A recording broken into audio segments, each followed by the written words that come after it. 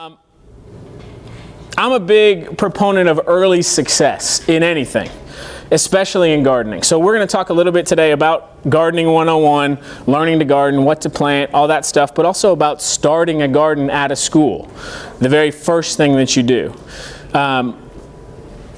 When you're working on your new garden project, start small. We're going to get into starting small in just a little bit, but there's some ways that you can design what you're doing to ensure that you've got some early success. It's really important for kids and for you all.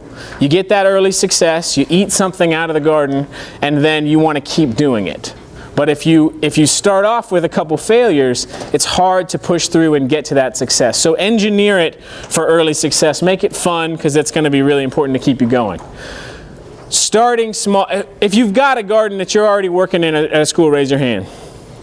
Okay, so that's a huge chunk of you. If you want to start a garden project and you're here right now, so we've got some of those here. My advice to you guys is start smaller than you think. In March, it is beautiful outside. Everybody wants to be a farmer in March, right? It's fantastic. In August, nobody wants to be a farmer. Farmers don't want to be farmers in August, right? So it's hot. There's going to be weed pressure in August. There's going to be bug pressure. My advice is in March, know that August is coming. Okay? If you start too small, what's going to happen is your first year you're going to be frustrated a little bit by the lack of space. And in the second year you're going to expand. And that's great. If you start too big, you're going to be frustrated and you're going to throw up your hands and you're going to give up. So both of them you're a little bit frustrated, but the outcomes are totally different. One, you're excited and you have a sustained garden program. The other one, it was a big failure. Now you just got wooden boxes with weeds growing out of them, right? So start small. This picture reminds me to tell you to start really small if you need to. If you're at a school, if you're a teacher and you've gone to your principal and just thrown out the idea and they totally blew you off, do it anyway. Okay? But don't bring out a tiller one day when no one's looking. Go out to your windowsill and grow some herbs or grow some lettuce plants. Do something that moves you towards eventually having your garden that you want to have.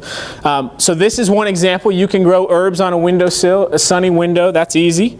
But it can be really, really simple. It can be talking to your students, your kids, about what parts of the plants do we eat. Do we eat the roots of this one? Do we eat the leaves? Do we eat the fruit? It can be all kinds of things. I mean, every curriculum I've ever seen, I used to teach second grade, every single curriculum has some kind of plant part identification, right?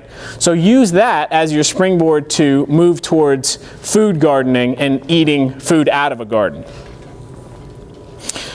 Little things you can, out on the playground, dig in the dirt, smell it, right? That was part of your, raise your hand if you like the smell of dirt. That was one of the things. Get kids to be doing that kind of stuff. Dirt under their fingernails is okay.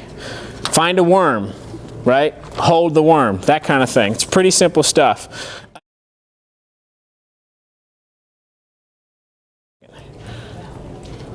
Another easy activity is these CD cases. You guys remember those? Anybody remember CDs? Also man, that got more ooze than my son did. Also every curriculum that I've seen for elementary kids has a seed germinating. Put it in a plastic bag, you wrap a paper towel around a little bean seed, you tape it to a window, right? Well, you can't see very much in that one. So these CD cases, you put a little soil in them, but look at how much you can see of the root and everything. It's a pretty simple way to do it, but it gives you a lot better visual, I think.